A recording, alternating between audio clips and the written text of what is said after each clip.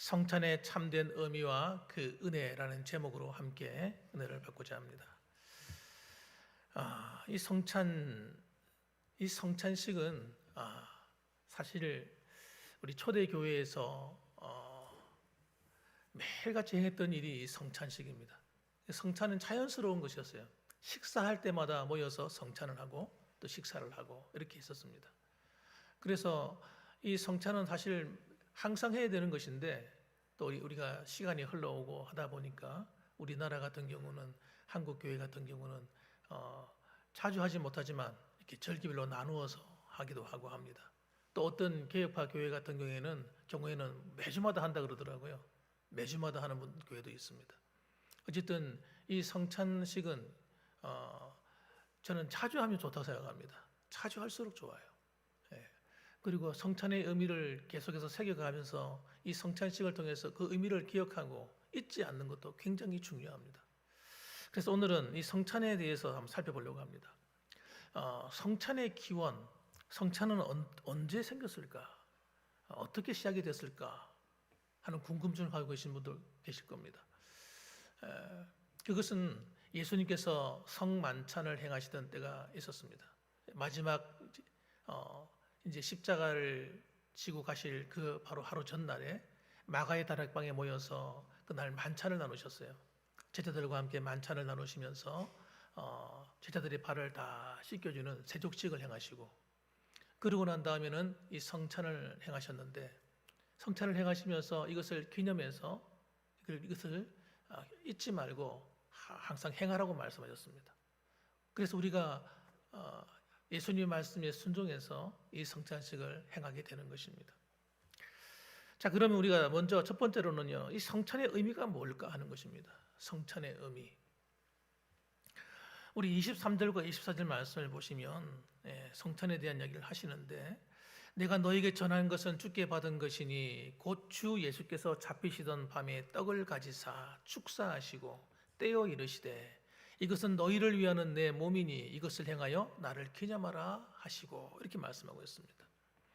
그러니까 이것은 사도 바울이 고린도 교회에 행하면서 고린도 교인들에게 이야기하기를 뭐라고 말하냐면, 이것은 내가 만든 것이 아니고 바로 예수님께서 잡히시던 밤 떡을 떼시면서 축사하시고 말씀하시기를 이것은 내 몸이니 이것을 행하여 나를 기념하라고 말씀하셨기 때문에 그 말씀에 순종해서 내가 한다, 이렇게 말씀하시면서 너희들도 이것을 기념해라, 이렇게 말씀하시는 겁니다.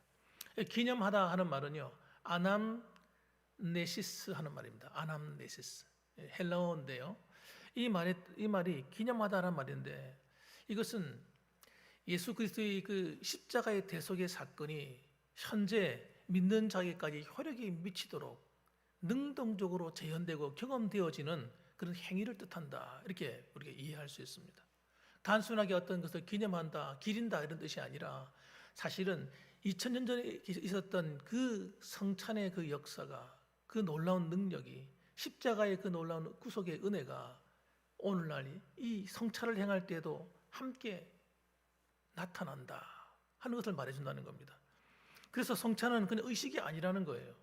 성찬을 통해서 우리는 주님의 대속의 은혜를 맛보고 또 깨닫고 또 그것을 은혜를 누려야 된다, 이런 이야기입니다.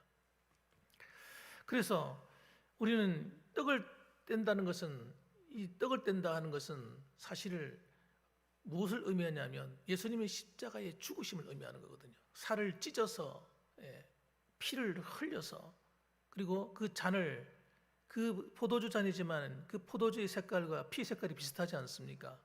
그래서 그 잔을 받아 마심으로써 우리 안에 예수님의 십자가의 사건을 다시 한 번 더 새기는 것입니다. 그래서 그분의 흘리신 그 피의 은혜에 감사하는 거예요. 성찬은 그런 자리입니다. 그래서 믿음으로 참여할 때 예수님이 나눠주신 그 떡과 그 잔과 동일한 은혜가 우리에게 임한다는 사실을 믿으시기 바랍니다. 그래서 우리는 그런 마음으로 받으셔야 되는 겁니다. 그냥 아무런 의식이 없이 받아서는 안 되는 것이다, 이 말입니다. 두 번째 기억해야 될 것은 성찬의 지속성입니다. 성찬은 계속해야 됩니다. 언제까지? 주님이 오시는 그날까지. 이것을 행하여 나를 기념하라 하는 이 명령은 여러분 계속하라는 뜻이기 때문에 그렇습니다. 그래서 이 명령은 단 한 세대라든지 단 한 교회라든지 어떤 교회에 한정되는 것이 아닙니다. 모든 교회, 정말 예수님을 구주로 믿는 모든 교회는 모든 시대마다 존재하는 모든 교회들은 이 명령에 순종해서 성찬식을 반드시 행해야 되는 것입니다. 이 성찬을 행하지 않는 교회는 교회가 아니에요. 그래서 진짜 교회가 할 수 없습니다. 성찬을 귀하게 여기지 않는 교회, 참된 의미의 교회라고 할 수가 없어요. 성찬을 통해서 우리는 하나님의 대속의 은혜가 새겨지고 또 우리의 은혜가 우리 가운데 나타나기 때문에 이 성찬은 반드시 행해야 되는 것입니다. 그래서 이 성찬을 통해서 우리가 고백할 때 주님의 은혜를 잊지 않는다는 의미도 들어 있습니다. 한번 따라합시다. 주님의 십자가의 은혜 잊지 않겠습니다. 그렇죠. 나를 위해 피 흘려 죽기까지 사랑해 주신 주님의 그 십자가의 은혜 잊지 않겠습니다 하는 고백이 담겨 있는 것입니다. 그래서 여러분, 그 주님의 은혜 없이는 살 수 없으니 오늘도 우리는 이 잔을 받아들고 이 떡을 받아들고 하나님 앞에서 주님의 살과 피를 기념하고 이것을 내게 새겨서 내 안에 있는 죄를 또 씻고 씻어서 거룩한 하나님의 백성으로 서겠습니다 하는 고백이 있는 거예요. 그래서 여러분, 이 마태복음 5장 3절에 보게 되면 팔복을 명령하실 때 복 있는 사람, 예수 믿는 모든 성도들은요 그리스도 안에서 복 있는 사람이 바뀌어져야 됩니다. 이 그 첫 번째 축복이 뭐냐면 심령이 가난한 자가 복을 받는 것입니다. 그 심령이 가난하다는 말이 무슨 말입니까? 여러분, 마음이 어떻게 가난할 수 있겠어요? 여러분, 이 말이 무슨 말이냐면 우리의 마음에 계셔야 할 분이 누굽니까? 예수 그리스도 아닙니까? 주님이 우리의 왕이시고 우리 주인 되셔서 그분이 나를 다스려 주시고 그분이 나를 위해 피 흘려 죽기까지 사랑해 주신 그분이 내 안에 있어야 되는데 그분이 내 안에 계시지 않는 거예요. 그분의 은혜가 내 안에 충만하지 않는 겁니다. 그래서 여러분, 진짜 이 대속의 은혜를 알게 된 사람은 주님의 십자가의 피와 그 은혜를 깨달은 사람은 어떻게 됩니까? 그분을 갈망하게 되는 거예요. 그래서 심령이 가난해지는 겁니다. 주여, 주님 없이는 내가 살 수 없습니다. 주님 내 안에 오셔서 나와 함께 살아주시고 주님 내 왕이 되어주시고 나의 주인 되어주시고 주님께서 내 안에 모든 것이 되어 주옵소서. 그래서 주님의 은혜에 굶주리는 거예요. 그 사람이 심령이 가난한 자입니다. 이 심령이 가난한 사람이 어떤 사람이요? 복이 있나니 천국이 그들의 것입니다. 그러니까 여러분, 내 안에 주님을 사모하는 이 가난한 심령, 여러분, 이 심령이 살아 있어야 된다는 거예요. 언제요? 이 성찬하는 이 시간에 말입니다. 그래서 무감각하게 앉아 있어는 안 된다는 말이에요. 사모해야 되는 것입니다. 여러분, 우리가 살아가면서 생기는 모든 문제, 인생의 모든 사건, 이것은 우리가 뭐가 부족해서 생기는 게 아닙니다. 외적인 무엇이 부족하기 때문에 문제가 생겨난 것이 아니고 돈이 없어서 많이 배우지 못해서 건강하지 못해서 또 이런 것들 때문에 문제가 생긴 것이 아니라는 걸 아셔야 돼요. 우리 인류의 근본적인 문제, 인간의 근본적인 문제는 주님의 부재입니다. 하나님이 그 안에 안 계신 게 문제예요. 하나님을 떠나 사는 게 문제입니다, 여러분. 사람들은 하나님 없이 살아가는 것이 행복일 줄 아는데 하나님 없이 한번 살아보십시오. 행복이 되는지. 주님 없는 그 삶은요 정말 고통스러운 삶. 여러분, 주님을 떠나 살아보신 분 계세요 혹시? 저는 그런 적이 있었어요. 고등학교 3년, 제가 고등학교 올라가면서 3년 동안 주님을 떠나 살았는데, 이야, 저는요 주님 안에 있을 때는 그것이 행복인 줄 몰랐어요. 나도 모르게 이사를 하면서 멀리 이사를 가면서 교회를 쉬게 된 거예요. 쉬게 됐는데, 이야, 지금 돌이켜 생각해 보니까 그때처럼 내가 힘들고 어려웠던 게 없는 것 같아요. 너무너무 고통스러운 거예요. 여러분, 주님이 안 계시다는 것이에요. 여러분, 주님이 이 안에 계셨던 사람은요 주님과 함께하지 않는 삶이 너무너무 고통스럽다니까요. 주님이 어떤 분입니까? 온 천하 만물을 다스리고 창조하시고 다스리고 섭리하시고 운행하시는 분 아닙니까? 그분이 내 왕이시고 내 주인 되셔서 내 안에 계셔 주시면 뭐가 문제겠습니까? 뭐가 걱정이겠습니까? 그분한테 모든 게 달려있는데, 우리의 생사화복도 그분 손에 다 달려있는데 뭐가 걱정이겠냐고요. 그 안에 주님이 안 계신 게 문제라니까요. 그래서 오늘도 여러분 성찬을 통해서 우리는 그 주님을 사모해야 되는 겁니다. 주님 내 안에 오셔서 나와 함께 해주시고, 오늘도 주님 앞에 설 때에 내 허물과 죄를 사하사 오늘도 주님과의 관계가 단절된 것 같다면 회복하길 원합니다. 회개하고 다시 주님을 붙드는 시간이 바로 이 성찬이 되어야 될 줄 믿으시기 바랍니다. 그 다음에 여러분 세 번째로는 여러분 성찬을 통해 누리는 세 가지 은혜가 있다는 걸 아셔야 됩니다. 은혜. 우리가 성찬에 참여할 때 성찬을 통해 우리가 베풀어 주신 은혜, 여러분 잘 아시는 내용이지만 또 한번 생각해 봐야 됩니다. 첫째는 뭡니까? 따라합시다. 죄사함의 은혜. 이 죄사함은요 한 번 받고 끝나는 문제가 아니에요. 단회적으로 예수 믿으면서 하나님 회개했습니다. 그럼 현재의 죄, 과거의 죄, 미래의 죄 다 용서받았습니다. 할렐루야, 아멘. 이렇게 끝낼 수 있는 문제가 아니란 말이에요. 우리는 여러분 매일매일 내 죄를 회개하지 않고서는요 살아갈 수 없는 연약한 존재라는 걸 아셔야 됩니다. 우리는 거듭났습니다. 하나님의 자녀가 되었습니다. 그러나 그것은 시작에 불과한 거예요. 그게 완성이 아니라는 걸 아셔야 돼요. 시작이에요. 거듭났다니까요. 응애하고 태어났다고요. 본 어게인 했다고요. 그게 전부가 아니란 말이에요. 그리고 우리는 구원은요 성화적인 구원이란 말이에요. 성화 구원 아십니까? 점점 신앙이 여러분 자라서 주님 앞에 갈 때 온전해진 모습으로 천국에 들어가야 되는 거예요. 그렇기 때문에 그 성화 과정에서 꼭 필요한 게 뭐냐? 회개가 필요한 것입니다, 여러분. 회개하지 않으면요 우리가 거룩해질 수가 없어요. 어린 양 예수의 그 피가 내 죄를 씻어서 나를 거룩하게 하는 이 작업이 없으면 우리는 다 더러운 자가 되고 마는 것입니다. 구원받은 상태에서 더러운 자가 되는 거예요. 그 죄에 오염되는 겁니다, 여러분.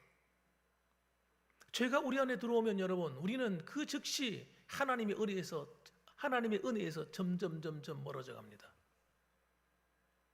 이건 아주 심각한 문제예요. 많은 사람이 착각하는 거예요. 아, 나 구원받았으니까 하나님 은혜 안에 당연히 내 머물러 있겠지. 이런 착각을 하는 겁니다. 그래서 여러분 하나님과 관계가 점점 멀어져 가는 줄 못 깨닫는 거예요.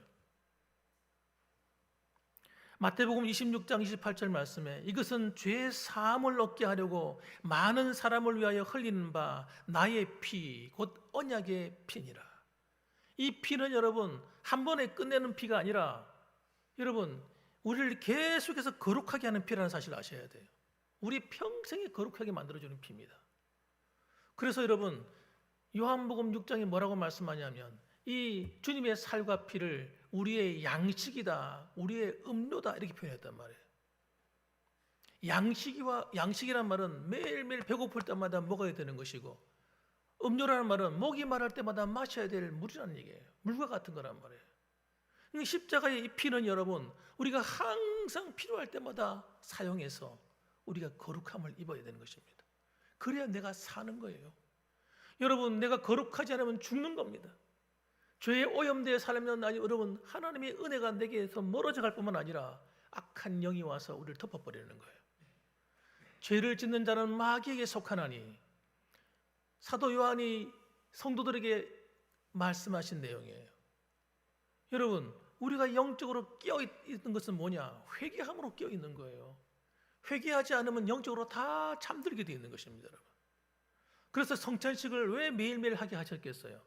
매일매일 성찬을 어떻게 해요? 내 몸에 부어서 그 피를 내게 부어서 씻으라는 겁니다. 히브리서 9장 19절 말씀 보면요, 이 예수님의 피에 대한 이야기, 이걸 구약 제사에서 이렇게 표현했어요. 모세가 율법대로 모든 계명을 온 백성에게 말한 후에 송아지와 염소의 피 및 물과 붉은 양털과 우슬초를 취하여 그 두루마리와 온 백성에게 뿌리며, 또한 이와 같이 피를 장막과 섬기는 일에 쓰는 모든 그릇에 뿌렸느니라. 율법을 따라 거의 모든 물건이 피로서 정결하게 되나니 피 흘림이 없은즉 사함이 없느니라. 여러분 구약에서는 이 어린 양의 피를 어떻게 사용한지를 모르시죠? 이 히브리서를 보게 되면요 그 피를 어떻게 사용했는지 알 수가 있어요. 첫 번째는 그 피가 제물을 드린 사람에게 뿌려집니다. 그리고 그 피를 여러분 어디 뿌려요? 두루마리, 성경에도 뿌리고 장막에 뿌리고, 장막은 뭐니까 이 예배드리는 이 처소 말입니다. 처소에도 뿌리고, 그리고 섬기는 일에 쓰는 모든 그릇에도 피를 뿌렸다는 거예요. 이 피를. 그리고 이 피가 닿을 때 거룩해지는 거예요. 정결하게 되는 것입니다. 다시 말하면 예수님이 흘리신 그 피를 여러분 우리가 그 포도주 잔을 통해서 그 피라 여기고 마실 때에 내 몸에 부어지는 거예요. 내 죄를 회개하고 그 잔을 마실 때에 내게 부어져서 내가 거룩해지는 겁니다. 그래서 어린 양의 그 피, 여러분 그 포도주 잔을, 예수님의 그 피를 내가 마심으로써 여러분 믿음 없이 마시는 것이 아니라 그 예수님의 피가 내 죄를 씻는다는 사실을 믿고 마심으로써 우리가 거룩해지는 것이다. 그렇기 때문에 여러분 이렇게 주님의 거룩함을 드리게 되면 일어나는 큰 영적인 변화가 일어나는데, 그것이 뭐냐? 우리가 영적으로 살게 됩니다. 영적으로 살아나요. 그리고 우리에게 가까이 찾아왔던 이 사탄, 마귀라고 하는 이 도둑놈, 우리의 영혼을 해치려고 다가오는 도둑놈들이 한 길로 왔다가 7길로 도망가게 돼요. 그 순간에, 피가 닿는 순간에. 여러분, 어린 양 예수의 피만이 사탄의 머리를 깨트리는 줄 믿으시기 바랍니다. 여러분, 예수님이 흘리신 그 피가 마귀의 머리를 밟아버리, 깨트려버리는 겁니다. 여러분, 다시 말하면 마귀의 머리를 밟았다는 얘기는 마귀의 권세를 깨트린다는 얘기를 하는 거예요. 그 성찬식을 할 때 아무런 의식이 없이 행해버리면 여러분 곤란해지는 거예요. 그래서 마귀가 너무너무 기뻐하고 즐거워하게 되는 거예요. 여러분, 성찬을 통해서 이런 의식을 가지셔야 돼요. 어린 양 예수의 그 피가 내 몸에 부어져서 나를 거룩하게 하고 어둠의 권세, 사탄의 권세를 박살낸다. 할렐루야. 그런 믿음을 가지고 이 잔을 받으셔야 됩니다. 그리고 이 잔을 받을 때는 여러분 항상 기억하셔야 돼요. 우리는 거룩하지 않으면 안 되는 하나님의 백성이라는 사실을 자꾸 깨닫는 거예요. 자주 깨달으셔야 돼요. 매일매일 깨달으셔야 돼요. 그래서 이 팔복 가운데 두 번째 복이 뭡니까? 첫 번째는 심령이 가난해서 주님의 은혜, 주님을 사모하는 것이고, 두 번째는 뭡니까? 애통하는 겁니다, 여러분. 자기의 죄를 가지고 애통하는 거예요. 여러분, 자기의 죄를 가지고 애통할 뿐만 아니라 우리 가족의 죄를 가지고 애통할 줄도 아셔야 됩니다. 아내와 남편과 아이의 죄를 가지고 애통하는 거예요. 여러분, 우리 교회를 바라보면서 애통할 줄도 아셔야 돼요. 나라를 바라보면서 애통할 줄도 아셔야 돼요. 여러분, 눈물을 흘려 회개해 보지 않는 사람이 어떻게 그 죄가 나쁜 것인 줄 알겠습니까? 회개해 보셔야 됩니다. 살아가시면서 혹시라도 이 가운데 한 번도 내가 일평생 살아가면서 내 죄를 한번 회개해 본 적이 없는 분이 혹시라도 계신다면 여러분 회개해 보시기 바랍니다. 길을 가다가도 생각나거든 회개하시고, 어릴 때부터 지금까지 살아왔던 그 죄가 여러분 별로 죄진 게 없는 것 같으시죠? 희한한 일이에요. 성령께서 깨닫게 하시면요 죄가 줄줄이 엮어져 나옵니다. 예. 저도 새벽마다 기도하면서 의도적으로 회개하려고 애를 써요. 그럼 회개하려고 하다 보면요 죄가 깨달아져요. 희한한 일이에요. 그건 내가 전혀 생각지 못한 데서 죄가 튀어나와요. 여러분, 이 죄가 해결되어야 우리가 거룩한 하나님 백성 되는 거예요. 그래야 영적인 힘이 생기는 거예요. 성령님이 역사하는 사람이 되는 겁니다. 어둠의 권세가 두려워하는 사람이 되는 겁니다, 여러분. 애통하는 자가 복이 있나니 그 사람이 위로를 받습니다. 그다음에는 여러분 교제의 은혜입니다. 이 성찬을 통해서 교제하는 은혜가 있어요. 우리가 한 떡, 한 잔을 통해서 한 몸이 된 교회를 확인하는 시간이기도 합니다. 고린도 교회에서 이 성찬을 했습니다. 그런데 칭찬을 받지 못했어요. 왜냐하면 고린도 교회가 분쟁이 일어났기 때문에, 다툼이 막 일어나는 거예요. 왜 그런가 하니까 성찬을 행하는데 좀 가진 사람들, 부자들은요 먼저 와가지고 좋은 음식들을 다 챙겨가지고 먼저 먹어버리네.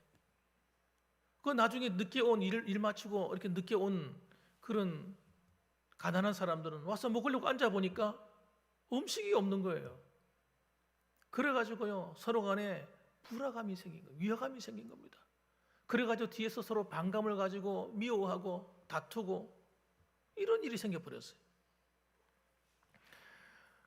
여러분, 그래서 이렇게 여러분, 섬과 사랑이 없는 성찬, 서로를 돌아보지 않는 성찬, 이런 성찬은요, 대단히 위험한 성찬인 거예요. 성찬을 통해서 반드시 해결해야 될 것이 무엇입니까? 용서입니다. 용서. 성찬을 받기 전에 여러분, 서로 상대간에 불편한 관계가 있었던 사람들은 반드시 푸셔야 됩니다. 푸셔야 돼요. 용서할 거 용서하고 이해할 건 이해하고.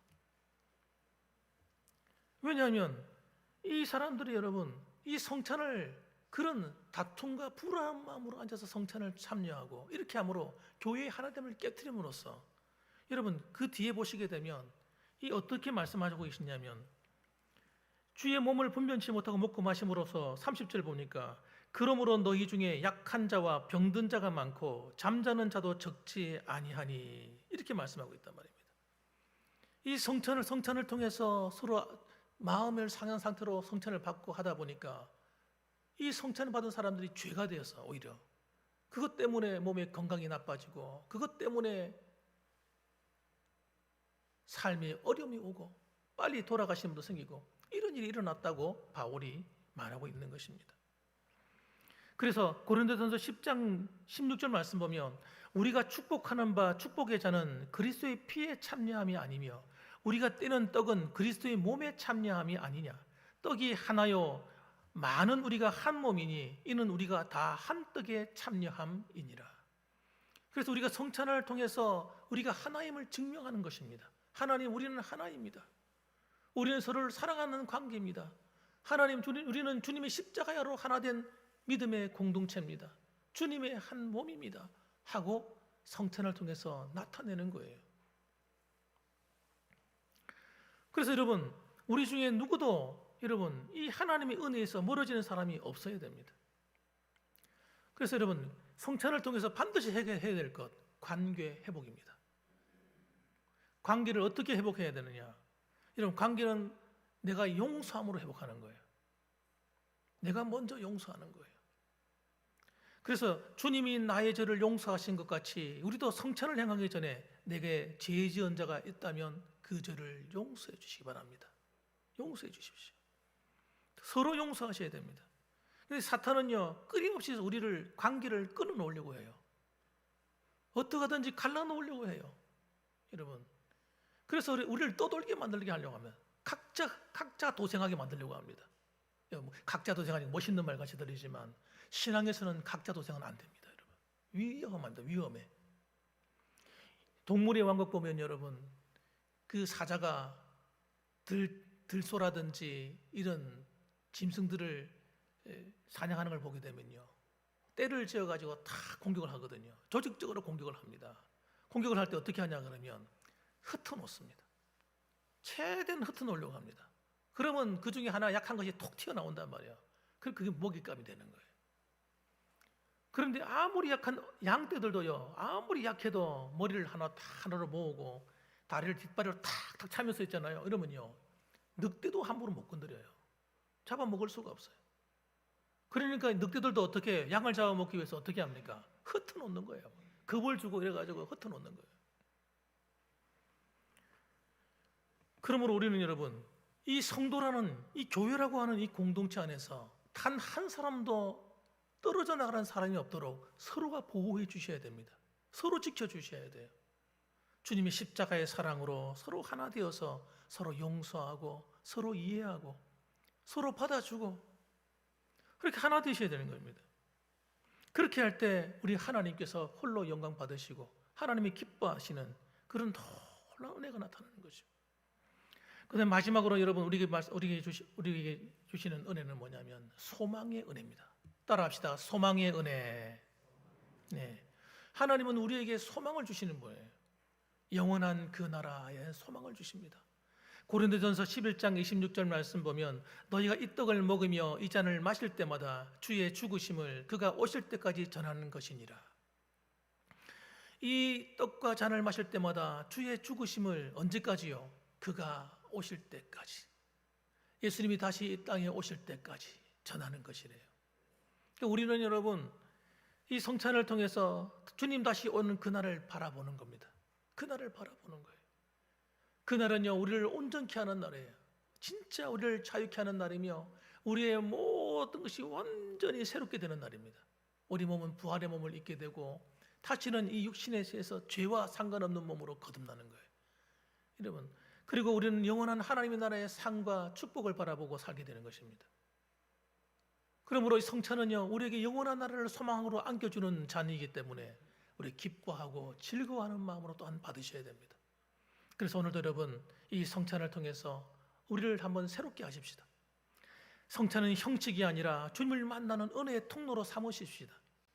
우리가 떡과 잔을 받을 때마다 우리 자신을 살펴서 하나님이 기뻐하시는 것이 무엇인가 살펴보고 하나님이 기뻐하지 않는 죄가 있다면 철저하게 끊어버리고 그리고 또 관계가 단절된 부분이 있다면 여러분 서로 용서하고 다시 믿음으로 서서 하나님 주실 은혜와 사랑을 바라보며 오늘도 믿음으로 담대히 서시는 아름다운 성찬의 은혜가 있기를 주님의 이름으로 축복합니다.